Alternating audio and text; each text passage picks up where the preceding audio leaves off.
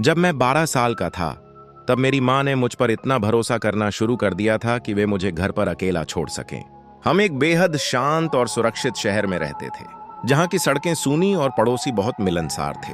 यह एक ऐसी जगह थी जहाँ रात में अकेले चलते हुए आपको बिल्कुल डर नहीं लगता था। इसी सुरक्षा के एहसास की वजह से मेरे माता पिता ने इतनी कम उम्र में मुझे रात को घर पर अकेला छोड़ने का फैसला किया। वह वीकेंड की एक रात थी। मेरे माता पिता एक रात के लिए मुझे घर पर अकेला छोड़कर बाहर जा रहे थे। चूंकि उस रात मेरी बड़ी बहन किसी वजह से घर पर नहीं थी और मैं अकेला रहने के लिए काफी बड़ा हो चुका था, इसलिए उन्होंने मुझ पर भरोसा किया। जाने से पहले उन्होंने मुझे डिनर में पिज्जा ऑन ऑर्डर करने के लिए कुछ पैसे दिए। एक 12 साल के बच्चे के लिए यह किसी जादुई रात जैसी थी। पूरा घर मेरा था। रात भर वीडियो गेम्स खेलने की आजादी थी और खाने के लिए पसंदीदा पिज्जा। उस समय मुझे जेम्स बॉन्ड के वीडियो गेम्स का बहुत क्रेज था। मैं अपने PS2 पर नाइट फायर गेम खेल रहा था। गेम खत्म करने के बाद मैंने पिज्जा ऑर्डर करने का फैसला किया। हमारे घर से महज 3 ब्लॉक दूर जियोनीज पिज्जा नाम की एक दुकान थी। मैंने एक रेगुलर पिज्जा ऑर्डर किया।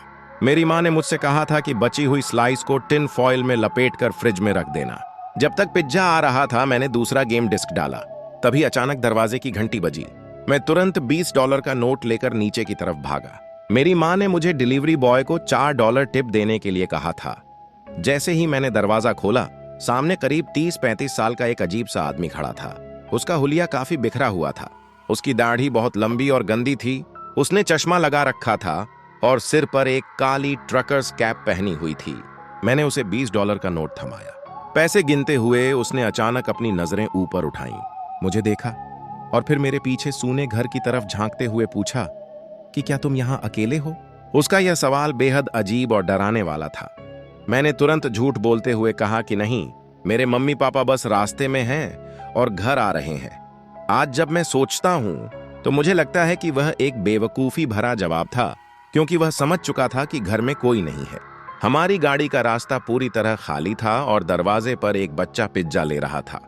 पैसे लेने के बाद मैंने तुरंत दरवाजा बंद कर दिया। मैंने किचन में बैठकर 3 स्लाइस खाई, बचे हुए हिस्से को फ्रिज में रखा और वापस ऊपर अपने कमरे में चला गया। वहां मैं जेम्स बॉन्ड का दूसरा गेम खेलने लगा। रात के करीब 11 बज रहे थे जब अचानक दोबारा दरवाजे की घंटी बजी। मुझे लगा कि मेरे माता पिता वापस आ गए हैं, इसीलिए मैं तेजी से सीढ़ियों से नीचे उतरा। मैंने दरवाजे के पास पहुंचकर जोर से कहा कि मम्मी, पापा, लेकिन दूसरी तरफ से एक अजनबी आवाज आई कि सुनो, मुझे मदद चाहिए। उसने कहा कि उसे फोन करने के लिए अर्जेंटली मोबाइल की जरूरत है। मैंने उसकी बात को नजरअंदाज किया और वापस ऊपर जाने के लिए सीढ़ियों की तरफ मुड़ गया, क्योंकि मुझे पता था कि इस वक्त दरवाजा खोलना बड़ी बेवकूफी होगी। सीढ़ियां ठीक मुख्य दरवाजे के सामने थीं।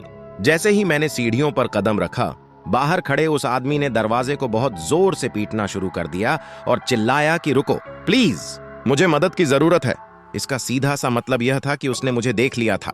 दरवाजे के ऊपरी हिस्से में जो शीशा लगा था, वह वहां से अंदर का सब कुछ देख रहा था। मैंने जैसे ही पीछे मुड़कर देखा, बाहर अंधेरा होने के बावजूद मुझे उस आदमी के सिर का साया साफ दिखाई दे रहा था।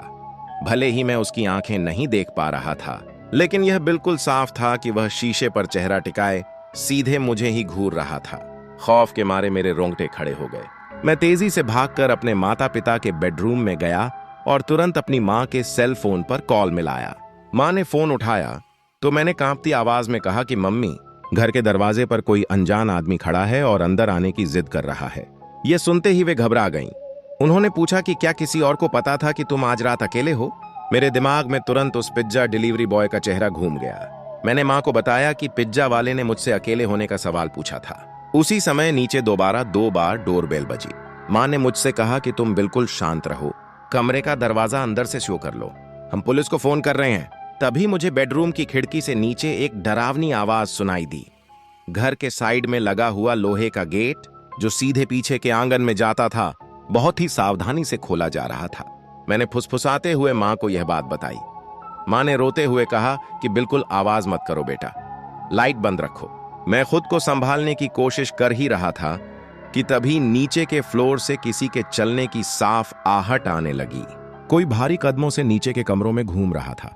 मैंने बेहद धीमी आवाज में माँ से कहा कि मम्मी, वह घर के अंदर आ चुका है। यह सुनते ही मेरी माँ पुलिस पर चिल्लाते हुए बोली कि वह आदमी घर के अंदर घुस गया है, प्लीज जल्दी करो। उन्होंने मुझसे तुरंत बेड के नीचे छुप जाने को कहा। तभी मुझे सीढ़ियों पर किसी के ऊपर आने के कदमों की आवाज सुनाई दी। वे कदम आगे बढ़े और ठीक मेरे बेडरूम के दरवाजे के पास आकर रुक गए। अगले ही पल किसी ने दरवाजे के हैंडल को नीचे की तरफ दबाया, लेकिन दरवाजा बंद था। उसने 2-3 बार हैंडल को जोर जोर से हिलाया।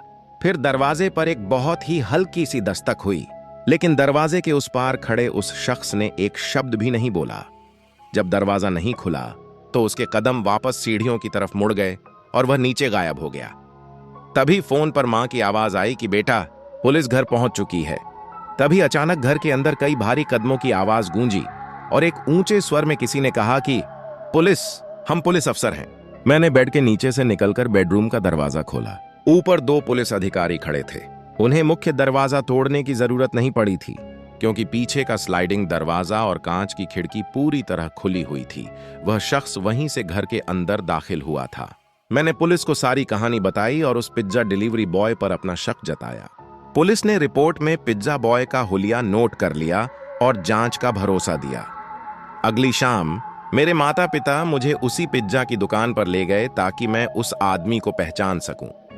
जब वह मुझे वहां नहीं दिखा तो पापा ने मैनेजर से उस हुलिये के कर्मचारी के बारे में पूछा। मैनेजर ने बताया कि वह फील था जो इस वक्त डिलीवरी के लिए बाहर गया हुआ है। लेकिन जब पापा ने पूरी घटना बताई तो मैनेजर भड़क गया और उसने हमें दुकान से बाहर जाने को कह दिया। मेरे माता पिता ने कहा कि आज के बाद हम कभी इस दुकान से पिज्जा नहीं मंगाएंगे।